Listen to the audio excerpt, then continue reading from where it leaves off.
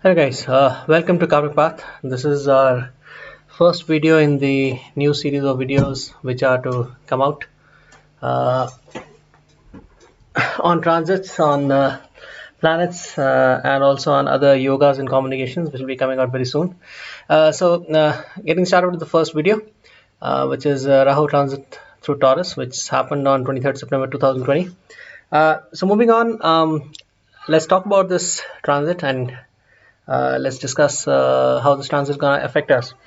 In this video, we're not going to discuss about transit results for every sign or for every ascendant. We're just going to talk about Rahu's general results when it goes to Taurus. Mundane results which are going to happen at a more global, or you can say cosmic level. First, let's talk about the Karakatva of Rahu as to what's a portfolio of Karaka objects or tasks or duties or Karakas which are basically assigned to Rahu. Being the natural lord of the 11th house of Kala Purusha, it has a natural inclination to provide us our gains, income, our hopes, wishes, and desires. And being also the house which controls the larger groups and organizations are hopes, wishes, and desires, large groups, organizations, and networks. Rahu basically denotes basically some of the higher, you can say, desires or the upper strata of life where we want to belong to. At the same time, Rahu is deceitful. It is not exactly ethical, and it's kind of veiled, deceitful.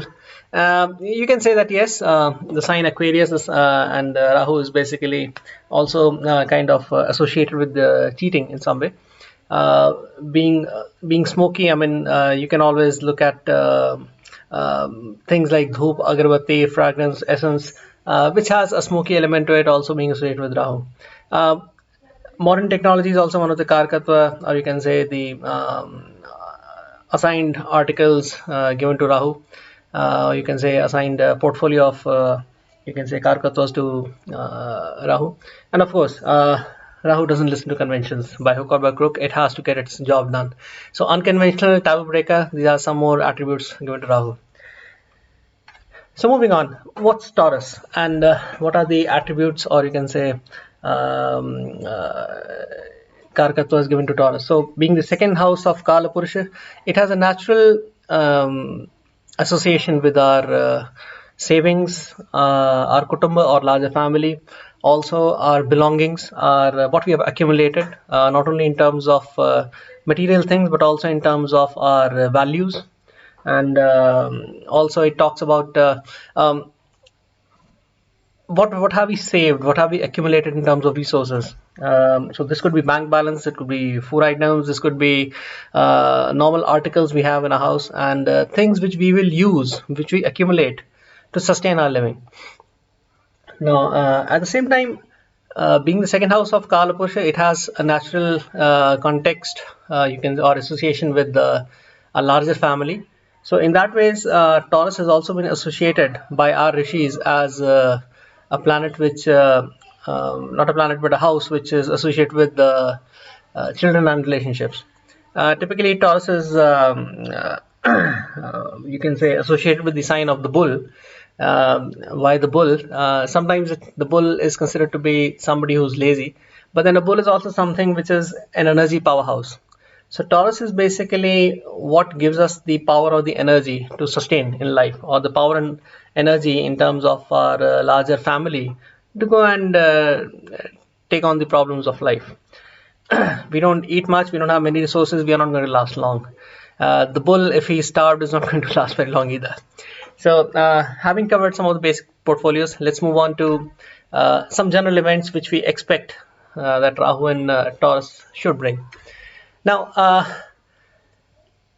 Rahu being the unconventional planet and taboo-breaking planet, it's going to basically make some changes to our food habits, our resources, our family, our kutumba in some very unconventional ways. So we're going to see expansion of the families in very in not so very normal ways. Certainly, you may see the joint family system kind of coming into vogue. Reason being, Of late, if you have seen that because of the COVID related problems, um, families have kind of gotten together to kind of increase their savings by not having to spend much now, which is a very, you can say, unconventional way of basically coming together. But then in order to save on resources, in order to save on increase your savings, because nowadays because of the uncertainty ahead, people are kind of trying to stay more cash surplus. People have kind of come together to basically increase their savings.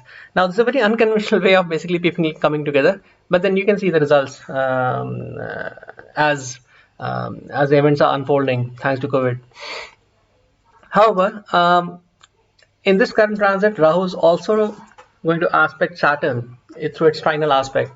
Now, what could be the flavor that it could add to Saturn? Now, Saturn is the natural karma karak, or the karak for office work, profession, also your daily labors. And Rahu being the unconventional planet, standing for modern technology, also for some cheating, or you can say some deceitful activities. How is it going to change our workplace? Let's move on to the next slide. Now, as you saw Rahu move through Mrigashira in Gemini, the planet Rahu was basically causing a lot of movement between cities. Now, why the movement between cities? Because Mrigashira is the sign, is the asterism of searching for something. Now, in the sign of Gemini, you are basically searching for the right neighborhood. What does that mean? The sign Gemini is the natural third house of the Kalpurusha, which means short distance travel. So travel between cities typically is or basically traveling to meet some friend, or basically traveling which basically takes you go in the morning and come back by the evening. Short distance travel is typically taken to be a third house thing. But then third house is also 12th to the fourth house, which means dissolution of your place of residence. So Mrigashira Nakshatra, when Rahu was basically transiting Mrigashira, people were transiting between cities in search of a neighborhood where they could basically, which led to the dissolution of their current state, or you can say current state of the house. So under very unconventional, or you can say forced circumstances, this migration between cities happened. So any other planet like a Saturn or a Jupiter could also have given this result, but then how is Rahu's transit different? So Rahu, typically being this planet of gains and higher hopes, wishes, desires, income, this transit was more in the line of basically looking for a safe way, or you can say kind of a forced way of looking for or exploring opportunities to get your income back, because of the shutdown or the lockdown. People really could not you can say get their daily earnings or living together. Rahu being the karak of mlechas or foreign places, a lot of people actually were forced to basically leave their residences, go back to the villages or the places they came from, and go back in search for their income. However, Jupiter's aspect on Rahu, typically Jupiter is, it's not a Mlecha planet, but Jupiter in this case was aspecting the Mlecha planet. So Jupiter typically shows, you can say, tradition, or and has a close association with the place where you were born, or the religion or the dharma, or the place of your birth, where the Jeev was born, because Jupiter is the Jeev Karak. So Jupiter's aspect on Rahu basically made people return back to their homes and not wander off. Coming back to basically the interpretation of Rahu in Taurus or second house, what we are seeing basically nowadays is an unnatural desire to increase one's savings. Why? Because Rahu in Taurus, people want to increase their cash reserves and resources. Now, why do they want to increase their cash reserve and resources? It's kind of a forced way of increasing their cash reserves and resources. It's not something which they really want to do. It's a fake desire, but then it's something which people are wanting to do because of the uncertain times that they're living in. Now, Rahu's aspect on Saturn, and Saturn is going through Capricorn, and Capricorn is another sign which basically is also a sign of, you can say, gold, or you can say a sign for metals which are hidden in the earth. Uh, Now, why Saturn? Because gold by itself has a very long life. It's not something which gets dissolved very easily, and it was typically considered as a safe way of storing money, and typically has been considered the way of storing wealth by in a very traditional way. Rahu's aspect on Saturn can actually make a lot of gold actually go through some rough times. Now, you could have increased cases of theft of gold, cheating in profession, because Saturn is also the karma karaka, or cheating of, you can say, valuables, or the money that people save after a hard day's work. Also, Rahu's transit through Mrigashira Nakshatra, when it happens through Taurus, this kind of increase in theft or chain snatching, where people basically go from one city to another, do some robbery and come back, these kind of incidents can actually increase. And this search could actually be for work, for resources, and for food in nearby areas. So as you could be saying, all the people have migrated back to their villages from cities. This migration can actually happen again, where basically people for their daily needs in search for food, water, and savings could actually make this migration again. But this time it's going to be for actual savings. It's not something forced where they go to some other place just exploring or going back to some place of safety. Now, Taurus is also the second house, and typically it denotes our savings. And savings could be of resources, of any kind of food items, articles, which basically help us, nourish us, and give us the energy to sustain. Or it could be currency, it could be our savings.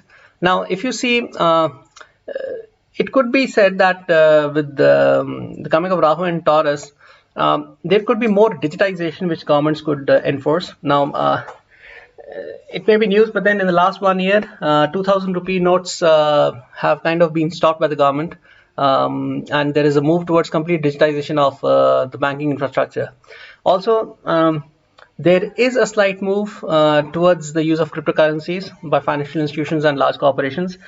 Such a move is expected to happen, and should be and one should not be surprised if it happens in the next 18 months when Rahu is in Taurus. As far as food and resources are concerned, you may have seen the farmers' bill actually being moved in the parliament. Now, while that may come as something controversial, in the sense there are some key players who benefit from the food bill, and it looks like the farmers have been putting up a huge struggle against these bills. But then why would such an event happen in the first place? So the transit kind of points towards it, because Rahu is all your modern technologies. Rahu also makes things large, and as I say the word large, I have in front of me a big painting of two elephants walking right next to each other. So when things become large, and they are made large using modern technologies, and they sit in the sign of Taurus, so you're basically talking about large food storage houses using modern technologies. So a move could be expected in the next 18 months, where basically food storage houses become bigger and bigger, and there is more adoption of IoT, cloud platforms, or you can say a move, a critical move or adoption of modern technology in agri-tech for creating more innovative food solutions. It may so happen that you could have a move where basically food could be created which is not naturally found in nature. Now, astronauts typically, when they go to space stations, they do not carry conventional food. They carry food which is highly condensed, gives them huge amounts of energy, and it's kind of food which is very condensed with all the nutrition that they would need to leave minimal footprint in the space. Now, it's kind of food which is not found naturally in nature. So we could see in the next 18 months such kind of food being created, and to counteract the mass hunger or shortage of food in the world. I don't know if you have heard about spirulina, which is kind of food which is given to astronauts. I think maybe that was a decade or two back. Not sure of the food items now. But this is just food for thought, literally, as you can say. Now, what are the other results we can expect from Rahu in Taurus? Rahu in Taurus basically is a fake or artificially induced family togetherness. As we all know, people have become very cash, or you can say they have started moving away from investments which could be of risk to a cash only approach. They have started saving money, and in order to be able to save more money, they have started coming together to share their resources together.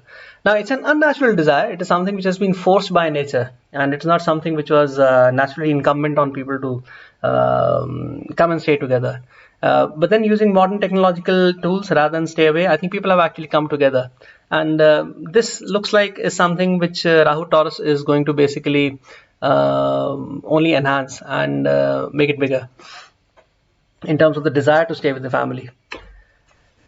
Now, we also know that Rahu stands for a lot of modern technology. So, and the second house of Taurus also stands for vision, or you can say your eyes. So when Rahu basically enters the second house of the Kala Purusha, you can expect some kind of a breakthrough or some kind of event happening in augmented or virtual reality. Because of the pandemic, people have been kind of forced to basically stay at home. Now, this has been a big, you can say, this has been bad news for a lot of e-commerce portals. It's also been bad news for a lot of, you can say, for the travel industry, for the F&B industry. Now, what does that mean?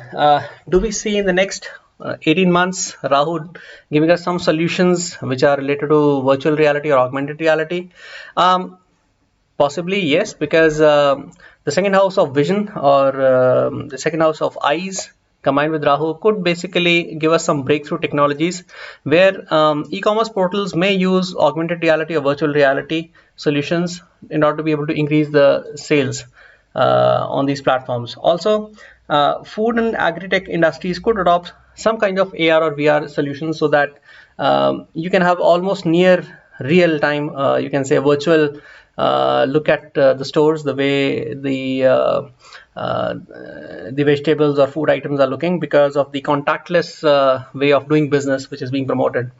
Also, Rahu also stands for quick aerial travel.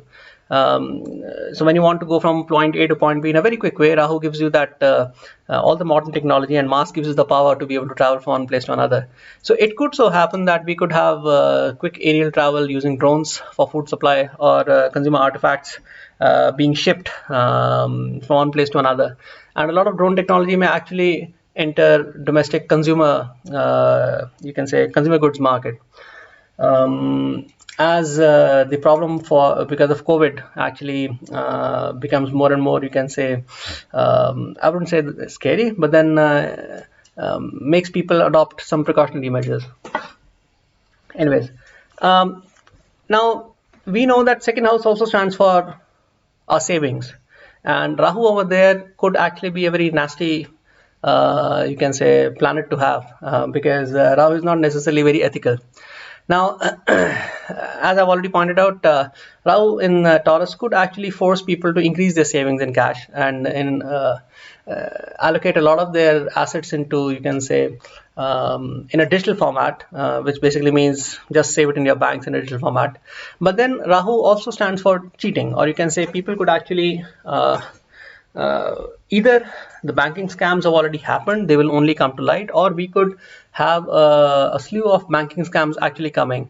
The reason being, if you were to look at it logically, yes, the economy has been hit very badly in the last 6 to 7 months because of minus 24% GDP, which could put a financial constraint on a lot of people, because of which people could be forced to, you can say, they may be forced to basically scam other people so that they can actually make up for the deficit or the loss.